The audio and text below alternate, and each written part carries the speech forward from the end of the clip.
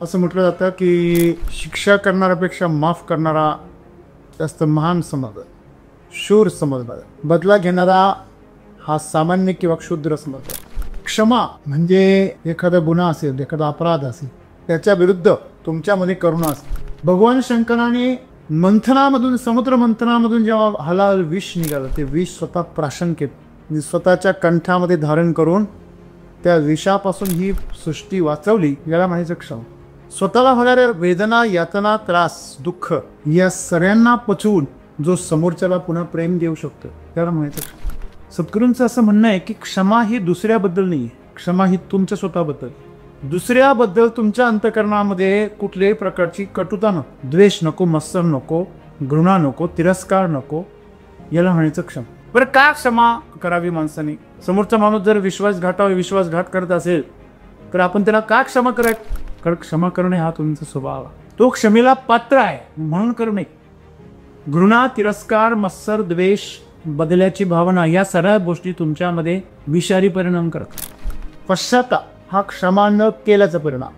ज्या माणसामध्ये क्षमा हा गुण आहे त्याला पश्चाताप करण्याची वेळ येत नाही. लक्षात ठेवा. एखाद्या व्यक्तीला प्रारब्धाने शिक्षा केली, प्रकृतीने शिक्षा झाली, निसर्गतः त्याला जर शिक्षा झाली तर होऊ द्या, तुम्ही त्याच्या शिक्षेचं कारण बनवा. क्षमेचा अर्थ असा होतो की समोरच्याबद्दल मनामध्ये कुठल्याही प्रकारचं विषारी भाव न ठेवा. क्षमा ही सुरक्षा कवच.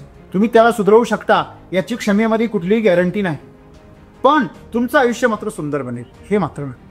म्हणजे क्षमा ही आमच्यासाठी आहे. क्षमा म्हणजे विसरणे नाही. क्षमा म्हणजे तुमच्या अंतःकरणामध्ये दुसऱ्याबद्दल जी कडूपणा आहे तो कडूपणा नष्ट करा. आणि तुम्ही तो जर कडूपणा नष्ट नाही केला की तुमचं जीवन नष्ट कर. म्हणजे आपल्या जीवनामध्ये आपण जर ठरवलं की आपल्याला एक समाधानी जीवन जगायचं आहे तर तुम्हाला क्षमा करण्याचा गुण तुमच्याजवळ असलाच पाहिजे. हे जीवन स्वर्ग समान कधी होतं? जेव्हा तुमच्याकडे क्षमेसारखी ताकद असते. मित्रांनो, आपलं जीवन जर नरक असेल तर ते आपल्यामुळेच आहे. आपलं जीवन जर स्वर्ग असेल तर ते आपल्यामुळेच आहे. त्याला कोणी कारणीभूत नाही. की माफ कोणाला करावं? ज्याच्यापासून तुम्ही अंतर्निर्माण नाही करू शकता. जीवनामध्ये जी माणसं तुम्हाला प्रकृतीने मिळालेली आहेत त्यांना माफ करणे, क्षमा करणे हा एकमेव काय पर्याय. आणि जी माणसं तुम्ही स्वतः नाती धारण केलेली आहे त्यांच्याबरोबर अंतर्निर्माण करणे हे तुमच्या कटुतेपासून दूर राहण्याचा सर्वात सोपा उपाय आहे. आणि क्षमा म्हणजे नुसतं विसरणं नाही, तर क्षमा म्हणजे त्याच्याविषयी असलेलं जे काही तुमच्या मनामध्ये राग, द्वेष, मद, मत्सर, घृणा, तिरस्कार काय जे असेल ते सगळं सोडून द्यायचं आणि रोज नव्याने सुरुवात करायची. तरच तुमचं जीवन काय होणार आहे? स्वर्ग समान.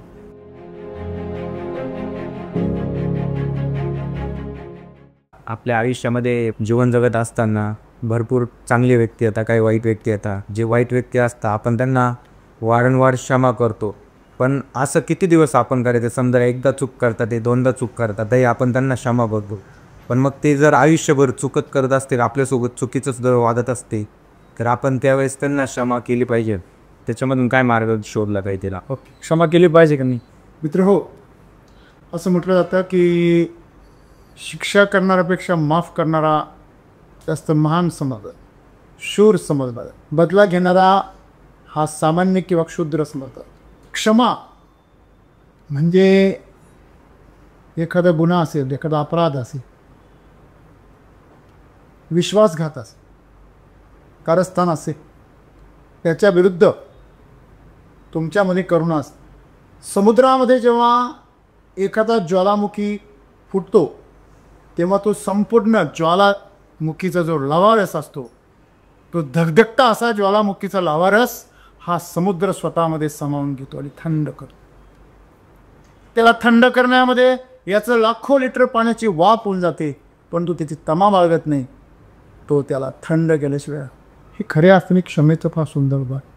भगवान शंकराने मंथनामधून, समुद्र मंथनामधून जेव्हा हलाल विष निघालं, ते विष स्वतः प्राशन केलं, स्वतःच्या कंठामध्ये धारण करून त्या विषापासून ही सृष्टी वाचवली. याला म्हणायचं क्षमा. तुमच्यामध्ये सामावून घेण्याची, सहन करण्याची परिसीमा असते. मातीमध्ये, भूमातीमध्ये तुम्ही जेव्हा दुर्गंधीयुक्त खत टाकता, ती सुगंधीयुक्त त्याला फुलं आणि फळं देते. याला म्हणायचं क्षमा. स्वतःला होणाऱ्या वेदना, यातना, त्रास, दुःख या सगळ्यांना पचवून जो समोरच्याला पुन्हा प्रेम देऊ शकतो त्याला म्हणायचं क्षमा. पहिली गोष्ट म्हणजे क्षमा करणे म्हणजे विसरणे नाही, असं सद्गुरू म्हणतो. बऱ्याच वेळा आपण म्हणतो चा तुला मी माफ केलं, आणि पुन्हा त्याने जर चूक केली तर मग मात्र त्याला मागची पण शिक्षा दिली जाईल, किंवा पुन्हा त्याच्याकडनं अशी चूक होण्याची वाट पाहिली जाते, त्याला क्षमा करणं म्हणत नाही, किंवा पुन्हा पुन्हा त्याची जाणीव करून दिली जाते. तुला मी माफ केलेलं आहे, तुला मी क्षमा केली की, याला क्षमा करणं असं म्हणता येणार. असं सद्गुरूंचं असं म्हणणं आहे की क्षमा ही दुसऱ्याबद्दल नाही आहे, क्षमा ही तुमच्या स्वतःबद्दल. दुसऱ्याबद्दल तुमच्या अंतःकरणामध्ये कुठल्याही प्रकारची कटुता नको, द्वेष नको, मत्सर नको, घृणा नको, तिरस्कार नको, याला म्हणायचं क्षमा. समजा समोरच्याला तुम्ही माफ तर केलं, लोकांसमोर सगळ्या लोकांनी आग्रह केला जाऊ द्या, सोडून द्या, माफ करा, पण मनामध्ये ते जे काही दुःख आहे, ज्या वेदना आहे किंवा जी त्रास आहे, तो मनामध्ये दाबून धरायचा आणि तो संधी मिळाल्यावर त्याला वाट मोकळी करून द्यायची, याला क्षमा करणे म्हणत नाही. असं सद्गुरूंना राहायचं. बरं, का क्षमा करावी माणसाने? सगळ्यात पहिला मुद्दा, समोरचा माणूस जर विश्वासघात करत असेल तर आपण त्याला का क्षमा करायचं? कारण क्षमा करणे हा तुमचा स्वभाव आहे म्हणून काय, तो क्षमेला पात्र आहे म्हणून करणे. क्षमा त्याच्यासाठी नाहीच, क्षमा तुमच्यासाठी आहे. का बरं तुमच्यासाठी आहे? एक विचार करा, तुम्हाला एक काटेरी तार हातामध्ये पकडायची आणि त्या तारीला दुसऱ्यावर वार करायचा आहे. गुन्हा जे आहे, तिरस्कार किंवा द्वेष किंवा मत्सर जो आहे, हा एक काटेरी तार आहे.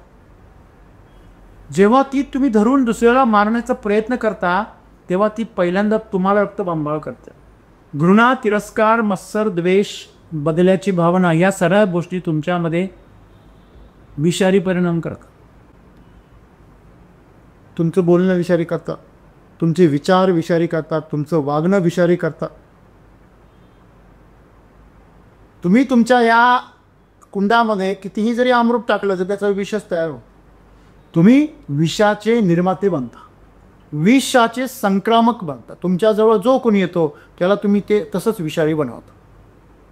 त्याला घृणा करायला शिकवता, त्याला अविश्वास शिकवता, त्याच्यामध्ये संशय निर्माण करता, त्याला बदल्याची भावना निर्माण करता, त्याच्यामध्ये तुझ्याविरुद्ध अन्याय होतोय, तू बंद कर, अशा प्रकारची उत्तेजना त्याच्यामध्ये निर्माण केली जाते. आणि ह्या सगळ्या गोष्टी आपण ह्या करता निर्माण करतो कारण आपण विषारी झालेलो आहे. आपण आपल्या आजूबाजूच्या लोकांना पण विषारी करण्याचा प्रयत्न. मला जर त्रास होतो दुसऱ्याला पण झाला पाहिजे, आणि म्हणून त्या प्रकारची विकृती त्याच्यामध्ये निर्माण होते आणि असा माणूस आपल्या आजूबाजूला नरक निर्माण करतो. असं सद्गुरू करतो. नरक म्हणजे काय हो? नरक म्हणजे जीवन नष्ट करणं, जिवंतपणी मृत्यूच्या यातना भोगणं म्हणजे नरक. हे जीवन नकोसं वाटणं, यालाच नरक असं म्हटलं. नरक म्हणजे तेलाच्या कढया, त्याच्यामध्ये उकळणारी माणसं, हातपाय तोडले, डोळे काढले, हे नरक नाही. तशा प्रकारच्या वेदना तुम्हाला जिवंतपणे हो. मला सांगा, जेव्हा आपण म्हणतो माझं मन मला खातं, माझं मन मला खातं म्हणजे काय हो? एखाद्या सापाने स्वतःला शेपटी करून घेऊन घ्यावं अशा प्रकारचं आहे. स्वतःलाच गिळत कुदका. तसं नरक म्हणजे स्वतःच्या विकृतींनी स्वतःचं जीवन नष्ट करावं असं आहे. म्हणून याला मन खाणं म्हणतात. स्वतःचं मन स्वतःला खातं. पश्चाताप हा क्षमा न केल्याचा परिणाम. ज्या माणसामध्ये क्षमा हा गुण आहे त्याला पश्चाताप करण्याची वेळ येत नाही, लक्षात ठेव. बरेच वेळा असा जो क्षमाशील व्यक्ती असतो तेव्हा दुबळं समजलं जातं. समोरच्याला असं वाटतं की हा कमकुवत आहे म्हणून मला माफ करतो. जरासंधाला भगवान श्रीकृष्णाने कितीतरी वेळा माफ करून सोडून देत. शिशुपालाचे 99 गुन्हे माफ केले, 100 वेळा सीट कलम करून. तसं एखाद्या व्यक्तीला प्रारब्धाने शिक्षा केली, प्रकृतीने शिक्षा झाली, निसर्गतः त्याला जर शिक्षा झाली तर होऊ द्या, पण तुम्ही त्याच्या शिक्षेचं कारण बनवा. तो त्या शिक्षेस पात्र असला तरी परमेश्वर जर तुमच्या हातून ते घडून आणत असेल, पर्यायच नसेल, आणि ते घडून येत असेल, तुम्ही निमित्त बना. जसं अर्जुन हा निमित्त बनला. अर्जुनाला सांगितलं भगवान श्रीकृष्णाने तू निमित्त बन. तुम्ही मला मग भगवान श्रीकृष्णाने त्या युद्धामध्ये माफ का नाही करायला सांगितलं? युद्ध हा माफीचा जागाच नाही. माफीचा प्रश्न कुठे येतो? जेव्हा एक कोणीतरी गुन्हा करतो आणि दुसरा ज्याच्यावर अन्याय होतो. माफ करण्याचा अधिकार ज्याच्यावर अन्याय झाला, ज्याला त्रास झाला, वेदना झाल्या, ज्याच्याबद्दल हिंसा झाली त्याला आहे. माफ करण्याचा अधिकार दुसऱ्या कोणाला नाही. न्यायाधीशाला माफ करण्याचा अधिकार नाही. मग माफ करण्याचा अधिकार कोणाला आहे? ज्याच्यावर गुन्हा घडला, जो पीडित आहे, जो त्रस्त आहे, त्याला अधिकार आहे. ज्यावेळेस आपण आपल्यावर झालेल्या अन्यायाच्या संदर्भामध्ये ज्यावेळेस आपण बदला घेऊ शकत नाही, जेव्हा आपण तेवढं आपल्यामध्ये हिंमत नसते, अशा वेळेस ते माणसं मनामध्ये त्या गोष्टी दाबून धरतात. त्याला माफ करणं नाही. तुमची क्षमता आहे, समोरच्याला तुम्ही लगेच शिक्षा करू शकता, आणि तो तुमचा गुन्हेगार, आणि तरी पण तुम्ही त्याला समज देऊन सोडून देताय, त्याला सुधारण्याची संधी देताय. याला म्हणतात माफ. त्याला तो अधिकार नाही. आणि माफ करण्याचा सगळ्यात मोठा फायदा काय सांगितलं आहे की क्षमाशील माणूस जो असतो तो उदार असतो. त्याच्या जीवनामध्ये तो अमृताशिवाय दुसऱ्या कशाला जागा ठेवत नाही. त्याच्याकडे फक्त अमृत असतं, त्याच्याकडे फक्त आनंद असतो, त्याच्याकडे फक्त समाधान असतं. दुसऱ्यांविषयी त्याच्या मनामध्ये बिलकुलही कटुता, तिरस्कार, घृणा, मत्सर, द्वेष यापैकी काही नसतं.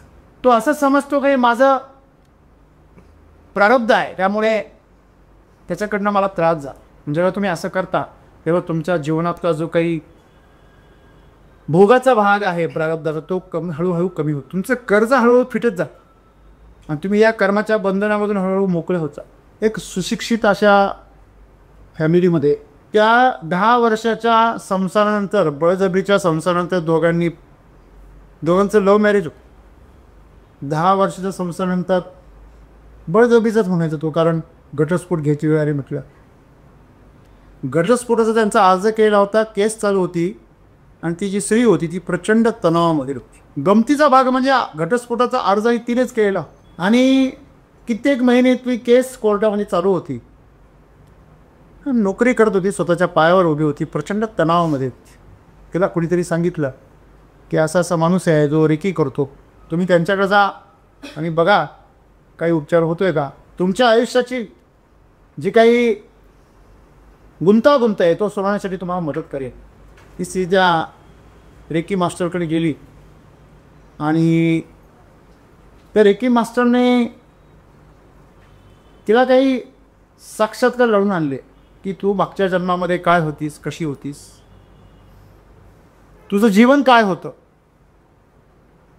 तरी दाखवलं मागच्या जन्मी पुरुष होतीस, आणि तुझा आत्ताचा जो नवरा आहे तो स्त्री होती.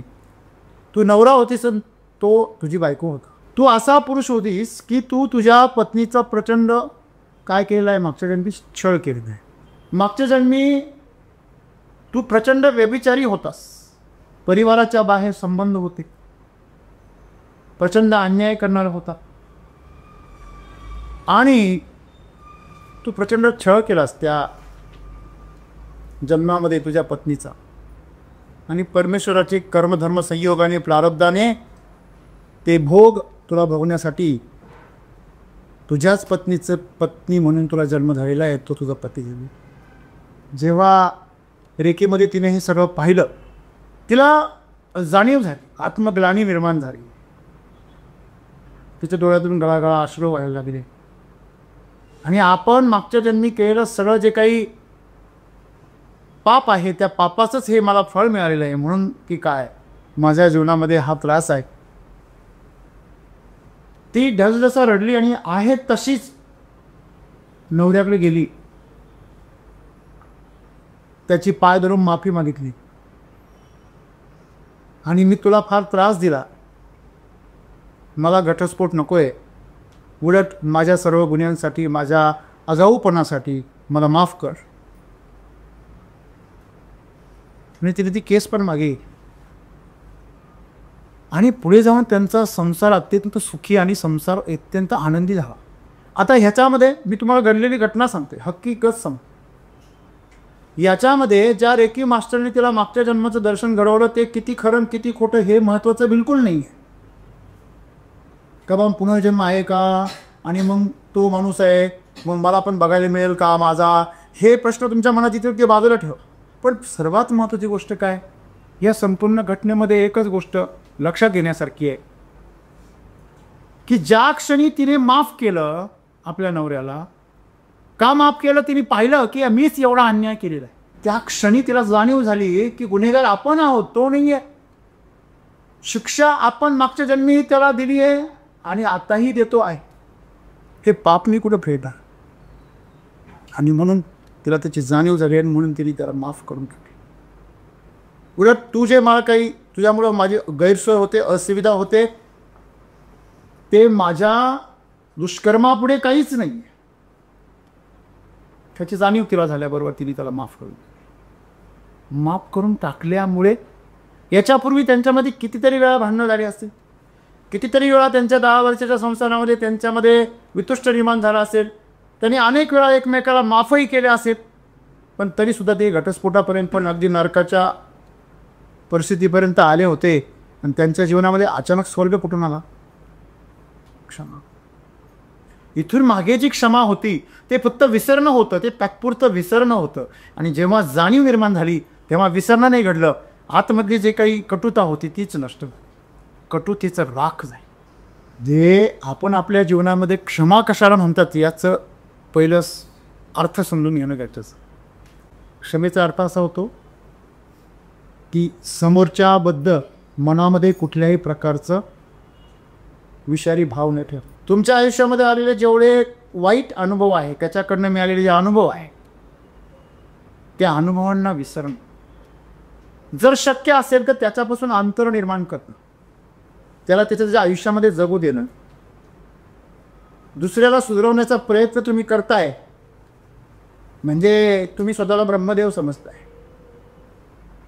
तुम्ही प्रयत्न जरूर करा, पण फळाची अपेक्षा न करता तो बदल तसा होईलच अशी तुम्ही इच्छा बाळगू नका. तुम्ही तुमचे प्रयत्न करा. तुम्हाला जर समोरचा व्यक्ती महत्त्वाचा वाटतोय ना, तर त्याला क्षमा करत राहा. तो तुमच्या आयुष्यात जर अविभाज्य अंग असेल, तुमचा भाऊ बहीण असेल, आईवडील असेल, पती पत्नी असेल, मुलं असतील, तुमच्या जीवनाचं अविभाज्य जर अंग असेल तर त्याला माफ करत राहा. जी नाती तुम्हाला प्रकृतीने दिलेली आहे त्या नात्यांच्या बाबतीमध्ये तुमच्याकडे एकच गोष्ट आहे, ती म्हणजे क्षमा. जी नाती तुम्हाला प्रकृतीने दिलेली नाही आहे, ती तुम्ही स्वतः निर्माण केलेली आहे, त्याचा सर्वात मोठा उपाय म्हणजे अंतर. तुम्हाला चटका जर बसायला लागला एखाद्या वस्तूचा, तुम्ही काय करता, त्यापर्यंत हात लांब देता का त्याच्यावर पाय टाकीत बसता? बरोबर. तुम्हाला पर्यायच नसेल, ते धरावंच लागणार असेल. समजा पातेल आहे आणि उतू चाललेले, मग तुम्हाला धरावंच लागेल. मग तुम्ही काहीतरी साधन बघता जेणेकरून ते चटका तुम्हाला बसणार आहे, पण तुम्ही त्याला धरताच ना. एखादा माणूस आहे विजेला शॉक लागून चिकटलेला आहे, त्याला वाचवायचं, तुम्ही त्याला धरून ओढता का? मग काय करता? स्वतः सुरक्षित काहीतरी सुरक्षित साधन घेऊन त्याला बाजूला करण्याचा प्रयत्न. अगदी जीवनामध्ये तसंच आहे. क्षमा ही सुरक्षा कवच. तुम्ही त्याला सुधारवू शकता याची क्षमेमध्ये कुठलीही गॅरंटी नाही, पण तुमचं आयुष्य मात्र सुंदर बनेल हे मात्र नाही. म्हणजे क्षमा ही आमच्यासाठी आहे. तुम्ही त्याला वाचू शकाल याची खात्री नाही, पण तुम्ही स्वतःला वाचू शकता एवढं लक्षात ठेवा. आणि जमलं तर तुम्ही त्याला पण वाचू शकता. परंतु आम्ही काय होतो, इमोशनल होतो आणि कुठल्याही प्रकारचं सुरक्षा कवच न घेता त्याला धरायला जातो. ते बी मरतो, तुम्ही बी मारतो. याला आत्मघात असं, याला मोहमाया म्हटलेले. तुम्ही मोहमायेच्या नादामध्ये त्याला वाचवण्याच्या नादामध्ये, तिला वाचवण्याच्या नादामध्ये स्वतःलाही संपून टाक. हा कुठलाही परोपकार नाही. जर त्याच्या नशिबामध्ये मृत्यूच लिहिला असेल तर तुम्ही वाचवणारे कोण? म्हणून तुम्ही प्रयत्नच करू नये असंही नाही, तुम्ही सुरक्षित प्रयत्नही केलेच पाहिजे, हे आपलं कर्तव्य. तुम्ही प्रयत्न जर नाही केले तर ते सुद्धा एक काय आहे, एक दुष्कर्म आहे. तुमचे प्रामाणिक प्रयत्न असले, सद्गुर तेच सांगताय आपल्या जीवनामध्ये. माणसाचे जीवन जे आहे का सध्या माणसाच्या जीवनामध्ये प्रचंड कटुता आहे. प्रत्येकाला तुम्ही नुसतं तोंड उचकू द्या, आपण ते बंद होतं ते बरोबर आहे. आपल्याविषयी समोरच्या माणसाच्या मनामध्ये कशी भावना आहे हे जर बघायचं असेल तर तो आपल्याबद्दल दुसऱ्याबरोबर कसं बोलतो हे तुम्ही ऐकलं, तुम्हाला लगेच कळून जाईल. समोर माणसं फार सभ्यपणे वागता, बोलता, परंतु जेव्हा ते तुमच्या परस्पर बोलता तेव्हा ते खरं बोलत असतं. मित्रांनो, सर्वात महत्त्वाची गोष्ट आहे की ते काय बोलतं याचा अभ्यास करत बसण्यापेक्षा तुम्हाला तुमचं जीवन कसं जगायचं आहे याचा अभ्यास करा. कोण माझ्याविषयी काय बोलतं याचा मी फारसा विचार करत नाही. माझं इतरांविषयी काय मत आहे याचा मी नेहमी विचार करतो. पण ते काय, जर माझ्या मनामध्ये दुःख निर्माण झालं, वेदना निर्माण झाल्या, ते कशाकरता होता की मी बघतोय की एखाद्या माणसाला आपण चांगलं मार्गदर्शन करतोय, त्याला चांगलं घडवलंय, तरी पण ते चुकीच्या मार्गाला स्वतःला घेऊन जा. पोपट म्हणजे मधला जो पोपट आहे ना, त्यातला जो साधू आहे ना, त्या साधूला जे दुःख झालं होतं, त्याच्या शिकवलेल्या पोपट्याला देखील तो जाळ्यामध्ये अडकला होता. त्याला सगळा मंत्र शिकवला. बाबा, जंगलात शिकार येतात, दाण्यांची लालूच दाखवतात, हां, जाळे फेकून तुला जाळ्यामध्ये अडकवतात, तू सावध राहिलंच पाहिजे. पोपटाला सगळा मंत्र पाठ आहे, सगळ्या पोपटांना पण शिकवलं, सगळ्या पोपटांना घेऊन जाळ्याच्या खा. असे पोपट जेव्हा साधू महाराज पाहतात की साधूला त्याचा त्रास होतो, तो त्रास मला होतो बा, दुसरा त्रास मला होत नाही. स्वतःचं जीवन माणसं कसं नरक बनवतात. कशामुळे? महत्वाकांक्षा, अहंकार. सर्वात महत्त्वाची गोष्ट म्हणजे कामना आणि वासना. बघा, महत्वाकांक्षा आणि अहंकार ही एकाच नाण्याच्या दोन बाजू आहे. महत्वाकांक्षी माणूस अहंकारी असतोच, आणि अहंकारी माणसाला महत्वाकांक्षा असते, महत्वाची आकांक्षा. त्याची आकांक्षा अशी साधीसुधी नसते, विशेष आकांक्षा असते, महत्वाची. तुम्ही जर म्हटले की मला पोलीस व्हायचं, नाही, तो म्हणणार मला PSI व्हायचं. तुम्ही म्हणले मला PSI व्हायचं, तो नाही मला SP व्हायचं. सगळे जर म्हटले की आम्हाला SP व्हायचं, तो नाही मला IG व्हायचं. तुम्ही म्हटले मला कलेक्टर व्हायचं, तुम्ही मला सचिव व्हायचं. महत्वाकांक्षा नेहमी एक उडी पुढं मारते. महत्वाकांक्षा कधीही परिपूर्ण होत नाही. तुमच्याकडे किती जरी संपत्ती आली तरी महत्वाकांक्षेची जी उडी आहे ती पुढेच आहे. कुणी समोर पळायला असेल तरी पळत राहा. मागचा जो आहे ना, तो पुढे जाऊ नये म्हणून पळत असतो. पुढे कुणीच नाही तरी पण तो पळत असतो. का? माझ्या मागचा नको पळत आहे. मित्रांनो, ही महत्वाकांक्षा जी आहे तुम्हाला अशी फरफटत नाही. तुम्हाला नेमकी जीवनामध्ये काय पाहिजे हे ती कळून देत नाही कधी. आणि पूर्ण जर नाही झाली तर तुम्हाला नैराश्याच्या दरीमध्ये ढकलून देत, अक्षरशः एकदम निर्दयीपणे तुमचा कपाळमोक्ष करून टाकतो. हे सर्व करण्यामागे अहंकाराचा फार मोठा.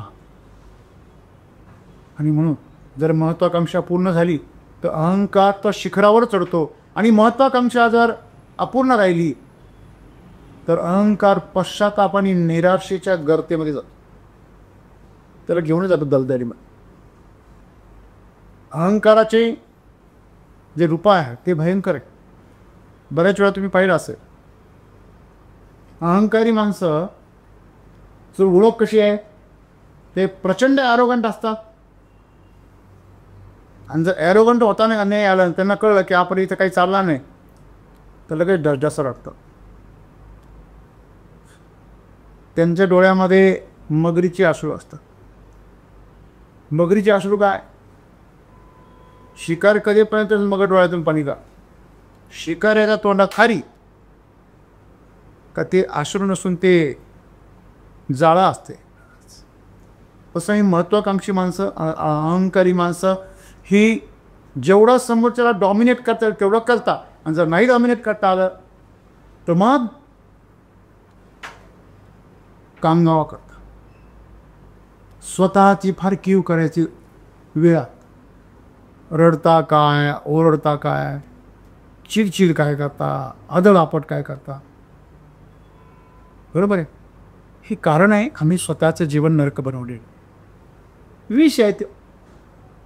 तुम्ही हातामध्ये पोटात साठवून ठेवलं तरी ती आगच करणार आहे, तोंडापर्यंत आणलं तरी जाळणारच आहे. म्हणून सद्गुरू सांगता की क्षमा जी आहे, क्षमा म्हणजे विसरणे नाही. क्षमा म्हणजे तुमच्या अंतःकरणामध्ये दुसऱ्याबद्दल जी कडूपणा आहे तो कडूपणा नष्ट करणे. आणि तुम्ही तो जर कडूपणा नष्ट नाही केला की तुमचं जीवन नष्ट कर, तुमचं जीवन नरक बनणार. म्हणजे आपल्या जीवनामध्ये आपण जर ठरवलं की आपल्याला एक समाधानी जीवन जगायचं आहे, तर तुम्हाला क्षमा करण्याचा गुण तुमच्याजवळ असलाच पाहिजे. आणि एक प्रेमळ माणूस क्षमा करू शकतो, एक दयाळू माणूस क्षमा करू शकतो, एक उदार माणूस क्षमा करू शकतो. कंजूस भेकळ माणूस कधी क्षमा नाही करतो का? शेळीने कधी वाघाला माफ केलं? बरं, हां, वाघ शेळीला माफ करू शकतो, बरोबर आहे. म्हणजे आपण एक विचार केला पाहिजे की माफ करणारा हा शक्तिशाली असतो. लक्षात ठेवा, तो माफ करतो हेच त्याच्या शक्तीचं लक्षण आहे, हे लक्षात ठेवा. त्याला माहिती आहे. मोहम्मद गजनीचं एवढं सुंदर उदाहरण, पृथ्वीराज चव्हाणांचं उदाहरण किती सुंदर आहे. माफ करून टाकलं, सोडून दिला, जिवंत सोडून दिला. त्यानेच नंतर विश्वासघात करून रात्रीच्या वेळी त्यांच्या तळावर हल्ला केला, तळ पेटून दिला सैन्याचा. सरदारांच्या गळ्यावर तलवारी ठेवून पृथ्वीराज चव्हाणांना काय केलं? अटक केलं, बंदी बनवलं, गजनीला घेऊन गेला, तिला त्यांचं प्रदर्शन मांडलं. त्या प्रदर्शनामध्ये देखील त्यांनी अहंकार दाखवला, डोळे फोडलेला पृथ्वीराज चव्हाण फक्त ध्वनीच्या वेगाने. जसं दशरथ राजाने शब्दविधी बाण मारला होता ना, श्रावण बाळाला लागलेला, तो शब्दविधी बाण होता. तुम्ही कोणतरी म्हणाल, अरे दशरथासारखा एवढा धार्मिक राजा आणि एवढा मोठा ज्ञानी माणूस, त्याने कसं काय बरं हल्ला केला असेल एका माणसावरती, निष्पाप माणसावरती? त्यांनी झुडपामधून बाण मारला होता, शब्दवेधी. का? कारण जर उजेडात आलं तर त्या शिकारीला, त्या हरणाला आपण दिसू, म्हणून त्यांनी आरुष्याला बसलेले होते, जिथून त्यांना काहीच दिसत नव्हतं. आवाजाच्या दिशेने बाण मारण्याची कला ही सर्व शूरवीरांमध्ये पूर्वीपासून आहे. भारतीय संस्कृती ही धनुर्विद्येचं फार सुंदर असं कौशल्य आहे. ते कौशल्य पृथ्वीराज चव्हाणांकडे. डोळे गेलेल्या अवस्थेत त्यांनी बाण मारला, सिंहासनावर बसलेल्या गजनीच्या कंठातून आरपार झाला, तो गजनी कोसळला. हे शूराचं लक्षण आहे, हे शूराचं लक्षण. आणि म्हणून तुमचं जीवन जे आहे ना, हे जीवन स्वर्ग समान कधी होतं? जेव्हा तुमच्याकडे क्षमेसारखी ताकद असते. पृथ्वीराज चव्हाण शूर होते, पुरुषार्थ होता, म्हणून माफ करू शकतो.